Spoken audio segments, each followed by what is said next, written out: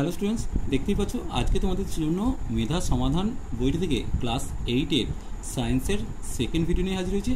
চলো ভিডিওটা দেখে নেব। দেখো আজকে 40 থেকে শুরু করছি। আপেক্ষিক তাপের একক উত্তর হবে ক্যালোরি পার ডিগ্রি সেলসিয়াস, অর্থাৎ এর উত্তরটা সঠিক। চাপ বাড়ালে বরফের গলনাঙ্ক কী হবে? কমে যাবে, বেড়ে যাবে, একই থাকবে, শূন্য হয়। চাপ বাড়ালে বরফের গলনাঙ্ক কমে যায়। বিশুদ্ধ জলের তুলনায় সমুদ্রের জলের স্ফুটনাঙ্ক কী হবে? বেশি হবে, কারণ কোনো কিছু অপদ্রব্য মিশে থাকলে স্ফুটনাঙ্ক বেড়ে যায়। এরপর দেখো কী দিয়েছে, 100 ডিগ্রি উষ্ণতায় 1 গ্রাম জলীয় বাষ্পে একই উষ্ণতায় 1 গ্রাম জলের তুলনায় কী হবে? কম থাকে, বেশি থাকে, সমান থাকে, কোনোটি নয়। অবশ্যই 1 গ্রাম জলের মধ্যে 100 ডিগ্রি উষ্ণতায় 1 গ্রাম জলীয় বাষ্পে কী থাকে? 537 ক্যালোরি তাপটা বেশি থাকে, অর্থাৎ বিয়ের উত্তরটা সঠিক। লিনতাপ পদার্থের কী হবে? অবস্থান্তর করে। এরপর নির্দিষ্ট গলনাঙ্ক নেই যে পদার্থটি, সেটি হলো কাঁচ হবে। এরপর জল জমে বরফে পরিণত হলে আয়তন কী হবে? জল জমে যখন বরফে পরিণত হবে আয়তন বাড়ে, অর্থাৎ এর উত্তরটা সঠিক। ফারেনহাইট স্কেলে জলের হিমাঙ্ক কত? দেখো সেলসিয়াস স্কেলে 0 ডিগ্রি সি হয়, আর ফারেনহাইট স্কেলে 32 ডিগ্রি এফ হয়, অর্থাৎ এর উত্তরটা সঠিক। পারদের স্ফুটনাঙ্ক, এটা তোমাদের মুখস্থ রাখতে হবে। উত্তর হবে কোনটা? 357 ডিগ্রি সি। সমতল দর্পণ থেকে প্রতিবিম্বের দূরত্ব বস্তুর দূরত্বের কী হবে? সমান হবে, অর্থাৎ বিয়ের উত্তরটা সঠিক। এবার যে প্রতিবিম্বকে পর্দায় ফেলা যায় না সেটা হচ্ছে অসৎবিম্ব, অর্থাৎ এর উত্তরটা সঠিক। আলোকরশ্মি দুই মাধ্যমে বিভবের তল থেকে প্রতিফলিত হয় যে পথে প্রথম মাধ্যমে ফিরে আসে সেই পথকে বলে প্রতিফলিত রশ্মি, অর্থাৎ এর উত্তরটা সঠিক হবে। এরপর দেখো বস্তু থেকে আয়না দূরত্ব বাড়লে বস্তু প্রতিবিম্বের মধ্যে দূরত্ব কী হবে? বাড়বে, অর্থাৎ এর উত্তরটা সঠিক। পেরিস্কোপের দর্পণগুলি বাহুর সঙ্গে কত ডিগ্রি কোণ করে থাকে? 45 ডিগ্রি কোণে থাকে।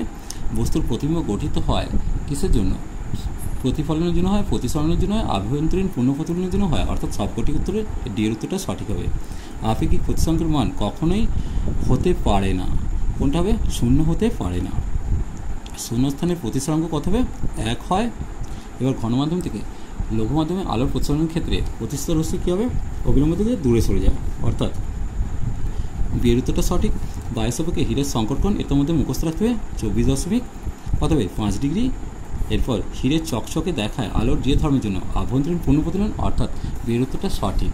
এরপর মরুভূমির মরীচিকা কোন ধরনের প্রতিবিম্ব? অবশ্যই উত্তর হবে অসৎ এবং অবশীর্ষ। এরপর এই 100টি কোশ্চেন, আভ্যন্তরীণ পূর্ণ প্রতিফলনের আপতন কোণের মান সংকট কোণ অপেক্ষা কী হয়? বেশি হয়, অর্থাৎ এর উত্তরটা সঠিক। দেখো মরীচিকার সৃষ্টি হওয়ার কারণ আলোর কী হবে? আভ্যন্তরীণ পূর্ণ প্রতিফলন, বরফের গলনাঙ্ক 0 ডিগ্রি সি, অর্থাৎ এটা পেট্রোল দ্রব্য পদার্থটি হলো পেট্রোলে কোনটা দ্রবীভূত হয়? পেট্রোলে দ্রবীভূত হয় কোনটা হবে? কর্পূর। এরপর যে ভৌত ধর্মের দ্বারা ন্যাপথলিনকে সহজে চেনে যায়, অবশ্যই গন্ধের দ্বারা, তাহলে এখানে বিয়ের উত্তরটা সঠিক। নীল বর্ণের পদার্থ হলো তুঁতে। এরপর বাদামি বর্ণের গ্যাস হলো নাইট্রোজেন ডাইঅক্সাইড, এর তোমরা জানো। সালফারকে বাতাসে পোড়ালে উৎপন্ন গ্যাসটা হচ্ছে সালফার ডাইঅক্সাইড, অর্থাৎ SO2। লালচে বাদামি বর্ণের পদার্থ হলো, লালচে বাদামি বর্ণের পদার্থ, এটা একটু মনে রাখবে, তামা। সালফার নিচের কোন দ্রাবকে দ্রাব্য? সালফার অবশ্যই কী হবে? কার্বন ডাইসালফাইডের দ্রাব্য, এটা খুবই ইম্পর্টেন্ট কোশ্চেন। হাইড্রোজেনের গন্ধ হলো, হাইড্রোজেনের কোনো গন্ধই নেই, তাহলে এর উত্তরটা সঠিক হবে। নিচের কোন পদার্থটির 3টি ভৌত অবস্থা নেই? উত্তর হবে কোনগুলো? যেগুলো ঊর্ধ্বপাতিত হয়, অর্থাৎ এখানে নিঃসতলটাও উত্তর হবে। এরপর দেখো নিচের পদার্থগুলির মধ্যে কোনটি ধাতু? দেখো এখানের মধ্যে ধাতু হচ্ছে টাংস্টেন হবে।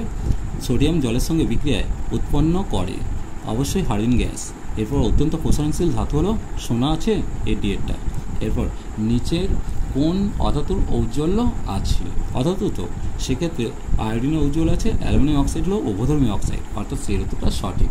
সবচেয়ে হালকা ধাতু এখানের মধ্যে হালকা ধাতু হচ্ছে লিথিয়াম হবে। কার্বন মনোক্সাইড একটি রোসম অক্সাইড, অর্থাৎ সেই ধাতুটা সঠিক। সবচেয়ে বেশি সক্রিয় ধাতু হচ্ছে পটাশিয়ামটা হওয়ার কথা, অর্থাৎ এটা। মধুমেহ ডায়াবেটিস মেলিটাস রোগের কারণ হলো উত্তর হবে ইনসুলিনের স্বল্পক্ষরণ। আলুর ক্যাটালিজ একটি এনজাইম, অর্থাৎ বিয়ের উত্তর সঠিক। অ্যামোনিয়া জলীয় দ্রবণে ফেনথিলিন দেওয়া হলে দ্রবণের বর্ণ কী হবে? গোলাপি হয়ে যাবে, অর্থাৎ এর উত্তর সঠিক। যেসব পদার্থে রাসায়নিক বিক্রিয়ার বেগ বাড়ায় তাদের অনুঘটক বলে। আজ এই পর্যন্তই। নেক্সট ভিডিও নিয়ে খুব তাড়াতাড়ি হাজির হবো। ভিডিওটি ভালো লাগলে লাইক শেয়ার কমেন্ট করো। পার্ট 3 ভিডিও তোমরা অবশ্যই ডিসক্রিপশন বক্স অথবা এন্ড সেকশনে পেয়ে যাবে।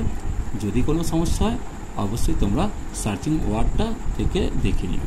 চলো টাটা, বাই বাই।